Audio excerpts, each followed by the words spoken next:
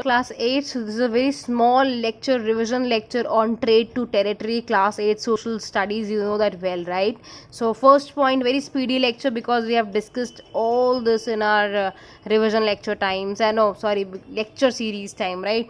So Aurangzeb was the last powerful Mughal ruler. Again, 1 mark question. Bahadur Shah Zafar was forced to leave the kingdom in 1857. 1600 East India Company acquired Carter from the rule of England. 1 mark question. Mercantile companies in those days were primarily to make profits. So again, a 1 mark question, one by one, right?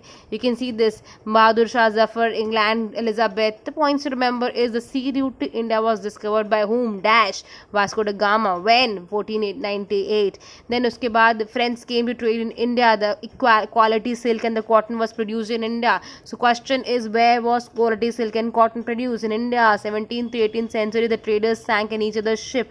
40 and efforts were taken up for the fortifying settlements and those portable trade that lead to quite a conflict in the local rulers. You know that well. Vasco da Gama, you can see the sea route and all points. East India Company first factory set up on the rivers of Hooghly. Question hai ye is again very important again and again, right? On the banks of the river Hooghly, right? 1696 began building forts around the settlement. Kolkata was first Kalikata, then Calcutta, and then became Kolkata. Farman was the royal edict, royal order. Murshid Quli Khan was the Nawab of Bengal. Question, right? Murshid Quli Khan was the Nawab of Bengal. Very important, right? Now, local boards, you can see they are carry good from Madras, Murshid Quli Khan, right, who was the Nawab of Bengal. After Aurangzeb's death, Bengal Nawabs asserted their power and autonomy.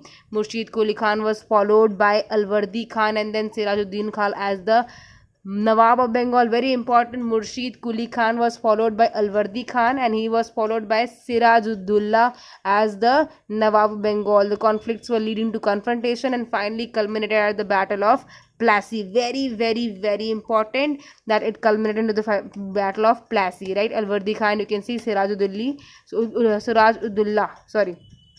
Alwardi died in 1756. Sirajuddin became the Nawab of Bengal. Sirajuddullah marched 30,000 soldiers to Indian factory as Qasim Bazar, captured the company official, locked the warehouse and disarmed all Englishmen and blockaded English ships. Then finally Robert Clive led the company armies against the Sirajuddullah at Plassey. Right, so very important points. You can see this is Clive. Clive is what, where did Clive came into the picture? Clive promised Mir Jafar that he wins the battle against Sirajuddullah, he will make him the Nawab of Bengal. Now finally he was assassinated and Mir Jafar was made the Nawab. Now Mir Jafar was deposed. Why? Because he was protesting for dignity and sovereignty, so he was replaced by Mir Qasim. Mir Qasim lost the war at Buxar and Mir Jafar was reinstalled. So many things are there. 1 mark question it is, right? So Nawabs had to pay 50,000 rupees. Mir Jafar died, right? Finally, Clive collected this much of pounds of Indian fortune and Clive also committed suicide. Now, Nawabs is the English word for Nawab, right? So you can see that's again very important. Richard Wallace kahan se aaya? He was exactly paying a part of his territory. Tipu Sultan. Now that's very important, right? This all will be discussing in the next lecture. Kindly stay tuned with the next revision lecture as it comes.